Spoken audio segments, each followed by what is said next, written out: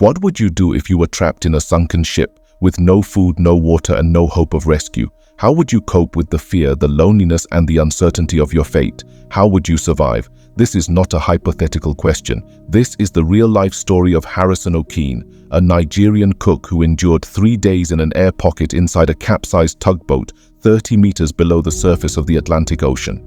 His story is one of the most amazing survival tales ever recorded and one of the most miraculous events in human history. It is a story of faith, courage, and resilience that defies all odds and expectations. It is a story that will inspire you, astonish you, and make you wonder, what would you do? On May 26, 2013, Okene was working as a cook on the Sunken 4, a tugboat that was towing an oil tanker from a Chevron platform off the coast of Nigeria. The weather was stormy and the waves were high. Around 5 a.m., Okene woke up and went to the toilet. He was wearing only his boxer shorts. Suddenly, he felt a jolt. A huge wave had hit the side of the boat, causing it to flip over and sink. Water started to flood the cabins and corridors. Okene tried to escape, but most of the doors were locked to prevent pirate attacks. He managed to reach the officer's cabin, where he found a small bathroom. As he entered, a wall of water pushed him inside and slammed the door behind him. Okene was trapped. He was alone in the dark in a tiny space. He had no idea where he was or if anyone else was alive. He had no radio, no flashlight, no tools. He had nothing but his faith. By a stroke of luck or divine intervention, Okene found himself in an air pocket. The bathroom had a small window that allowed some air to enter from the surface. The air was mixed with methane, carbon dioxide, and other gases, making it hard to breathe, but it was enough to keep him alive. Okene had no way of telling the time or how long he had been underwater.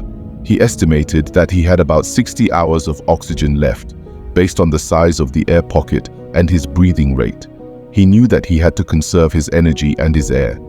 He also knew that he had to stay warm, as the water temperature was around 5 degrees Celsius. He stripped the wall of its wooden paneling and used it to make a platform above the water. He found a bottle of Coke and a bottle of water, which he rationed carefully. He also found some tools which he used to make noise and attract attention. He hoped that someone would hear him and come to his rescue, but no one came. He was alone, with his thoughts and his prayers. One of the most terrifying aspects of Okene's ordeal was the presence of fish. He could hear them swimming around the sunken boat, scavenging on the bodies of his colleagues. He could feel them nibbling on his toes, which were exposed to the water. He feared that they would attack him, or that a shark would smell the blood and come for him. He tried to scare them away by banging on the pipes and the walls. He also tried to protect himself by wrapping his feet in a mattress. But he knew that he was vulnerable and that he had no defense against the predators of the deep. He wondered if he would die by suffocation, by starvation, by dehydration, or by being eaten alive. On the 3rd day of his entrapment, Okene heard a new sound. It was the sound of metal clanging and of human voices. He realized that it was a rescue team sent by the Chevron company to recover the bodies of the crew. He started to bang on the wall and to shout for help. The rescue team consisted of divers from a Dutch company called DCN Diving. They had been hired to perform a salvage operation, not a rescue mission. They had no expectation of finding any survivors. They had already retrieved 4 bodies from the wreckage and were looking for the remaining 8. One of the divers, Nico van Heerden, was exploring the officer's cabin when he saw a hand on a TV screen that was connected to his helmet camera. He thought it was another corpse and reached out to grab it. To his shock, the hand grabbed him back. He screamed in fear and alerted his colleagues. They realized that they had found a living person and that they had to act fast. They gave Okene a diving helmet and guided him to a diving bell, where he was transferred to a decompression chamber. He had to undergo a series of treatments to prevent him from getting the bends, a potentially fatal condition caused by the rapid change in pressure. Okene was finally safe.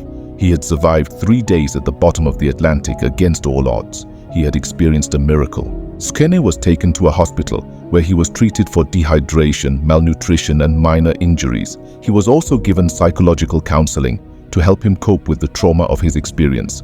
He was reunited with his wife Akpovona, who had given him up for dead. He was also visited by his relatives, his friends, and his employer. Okene was the only survivor of the Sunken 4 tragedy.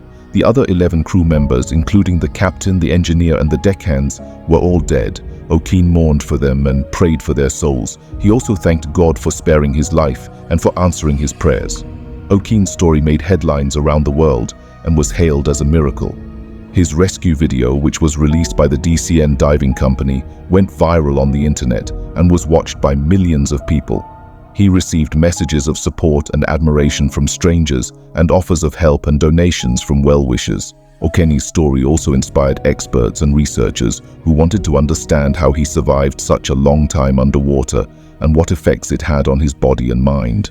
Some of them compared him to aquatic mammals, such as dolphins and whales, which can hold their breath for long periods.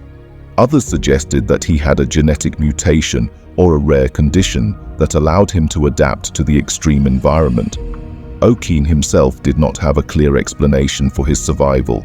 He attributed it to his faith, his willpower, and his luck. He said that he had a purpose in life and that God had a plan for him. Okene's ordeal changed his life forever.